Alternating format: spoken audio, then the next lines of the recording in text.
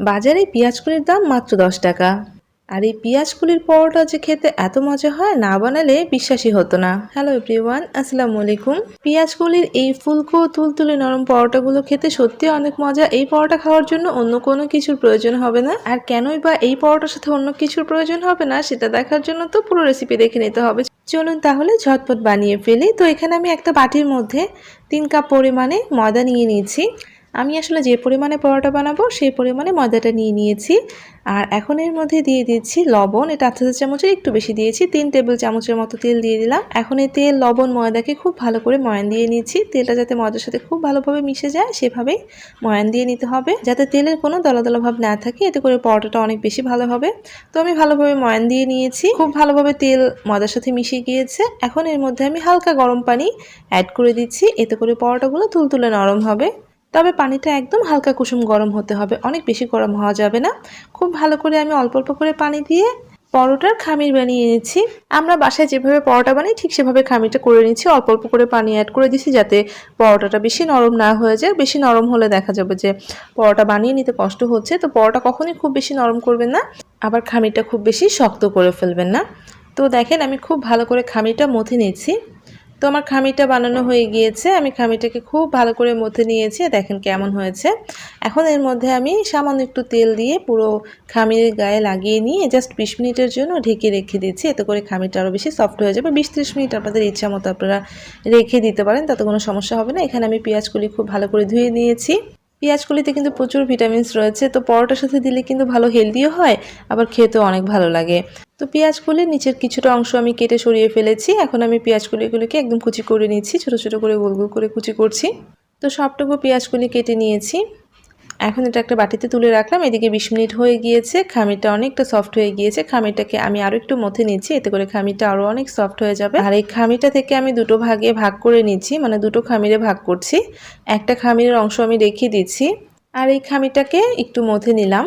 দেখেন কতটা সফট হয়েছে। তো এর মধ্যে আমি কিছুটা পেঁয়াজকলি অ্যাড করে দিচ্ছি। তো এই খামিরে আমি কিছুটা পেঁয়াজকলি অ্যাড করে দিলাম, আর পেঁয়াজকলি দেওয়ার পরে আবারও একটু ভালো করে মথে নিয়েছি। খুব বেশি জোরে মথে নিচ্ছি না, কিন্তু খুবই আলতো করে মথে নিয়েছি। এখন আমি এর থেকে 4টা খামিরে ভাগ করে নিচ্ছি, কারণ এই পরোটাগুলো খুব বেশি পাতলা হবে না, আবার খুব বেশি মোটা হবে না, তবে একদম পাতলা করে ফেলা যাবে না। আমি কিছুটা ময়দা ছড়িয়ে দিয়ে গোল গোল বল করে নিচ্ছি, কারণ পেঁয়াজকলি দেওয়ার পরে এটা একটু পিচ্ছিল হয়ে যায়, তাই একটু ময়দা ছড়িয়ে দিয়ে গোল করে নিলাম। আর বাকি যে খামিটা রয়েছে এই খামিটা থেকেও আমি 4টা খামিরে ভাগ করে নিচ্ছি।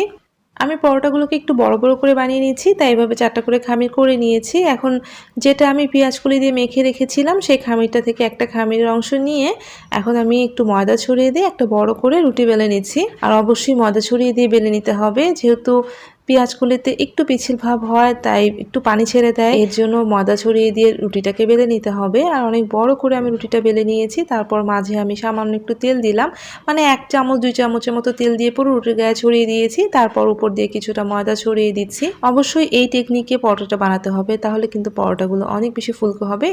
এরপর এই যে পরোটা যেভাবে ভাঁজ করে নিই আমরা সেভাবে ভাঁজ করে নিলাম। তারপর আমি আবারও সামান্য একটু তেলের উপর দিয়ে লাগিয়ে দিয়েছি, খুবই অল্প পরিমাণে। তারপর আবারও 2 দিক থেকে ভাঁজ করে নিলাম। আর এইভাবেই কিন্তু আমি সবগুলো পরোটা বানিয়ে নিব। তো প্রথমে আমি পেঁয়াজকলি দিয়ে যেগুলো করে রেখেছিলাম সবগুলো পরোটা বানিয়ে নিয়েছি। পরে যেগুলো পেঁয়াজকলি ছাড়া ছিল সেগুলোকেও আমি সেমভাবে রুটি বেলে পরোটা বানিয়েছি।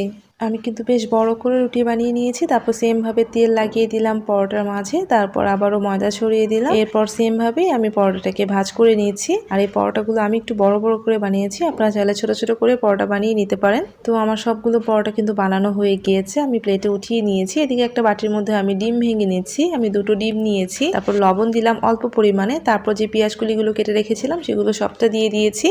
তারপর এর মধ্যে আমি 1 চা চামচের মতো ম্যাগির যে ম্যাজিক মশলা রয়েছে সেটা দিলাম। খুবই অল্প, খুব বেশি দিতে হবে না, জাস্ট ডিমের স্মেলটা যাতে না থাকে এর জন্য আমি 1 চা চামচের মতো দিয়েছি। এরপর একটা কাঁটা চামচ দিয়ে খুব ভালো করে ডিমটাকে সব কিছুর সাথে মিক্সড করে নিচ্ছি। এটা খুব ভালো করে নিতে হবে যাতে সব কিছু ভালোভাবে মিক্সড হয়ে যায়। তো খুব ভালো করে মিশিয়ে নেওয়া হয়ে গিয়েছে, আমি এখন এটা এখানেই রেখে দিচ্ছি। এদিকে পেঁয়াজকলি দিয়ে বানানো পরোটাগুলো আমি এখন বেলে নিচ্ছি। হাত দিয়ে চেপে চেপে একটু সমান করে নিয়েছি। আর এই পরোটা বেলার সময় আপনারা একটু ময়দা ছড়িয়ে দিতে পারেন, তবে খুব সামান্য পরিমাণে ময়দা ছড়িয়ে দিতে হবে। তো আমার পরোটা বেলে নেওয়া হয়ে গিয়েছে। দেখেন পরোটা খুব বেশি পাতলা হয়নি। আর বেলে নেওয়ার পরেই আমি হচ্ছে যে ডিমের মিশ্রণটা করে রেখেছিলাম পেঁয়াজকলি দিয়ে সেটার মধ্যে পরোটাটা ডুবিয়ে দিলাম। এরপর দু হাতের সাহায্যে এভাবে দুপাশে দুবার উল্টিয়ে নিচ্ছি, এতে করে পেঁয়াজকলিগুলো পরোটার গায়ের মধ্যে লেগে যাবে। আর এটা দুবার করলেই হয়ে যাবে। তারপর তেল গরমে দিয়ে রেখেছিলাম প্যানের মধ্যে, সেই তেলের মধ্যে আমি পরোটাটা ছেড়ে দিয়েছি। অবশ্যই তেলটা আগেই গরমে বসিয়ে রাখবেন যাতে খুব দ্রুত নিয়ে এসে তেলের মধ্যে ছেড়ে দিতে পারেন। তারপর আমি উপর দিয়ে আরও কিছুটা পেঁয়াজকলি ছড়িয়ে দিচ্ছি ডিমের মধ্যে যেগুলো ছিল, এতে করে দেখতে ভালো লাগবে, খেতেও ভালো লাগবে, ফ্লেভারটা অনেক সুন্দর হয়। তারপর আমি এখন উল্টে পাল্টে এগুলোকে ভেজে নিয়েছি। তো ডিম পেঁয়াজকলির এই পরোটাটা খেতে সত্যি ভীষণ মজা। এই পরোটা খাওয়ার জন্য আপনার কোনো কিছু দরকার হবে না। আর পরোটাগুলো এত তুলতুলে নরম হয় যে একটা খেলে আরও একটা খেতে ইচ্ছে করে। আর এগুলো অনেক ফুলকো হয়, ভিতরে অনেকগুলো লেয়ার তৈরি হয়, খেতেও অনেক ভালো লাগে। তো দেখতেই পাচ্ছেন এটা কতটা ফুলে গিয়েছে। তো আমি এপিট ওপিট করে সুন্দর একটা কালার এনে ভেজে নিচ্ছি। তো এভাবে উল্টে পাল্টে খুব সুন্দর কালার করে ভেজে নিচ্ছি। দেখেন পরোটাগুলো কত সুন্দর হয়েছে। খুব সিম্পল বাট খেতে অনেক মজা হয়ে থাকে। তো এটা আমার হয়ে গিয়েছে।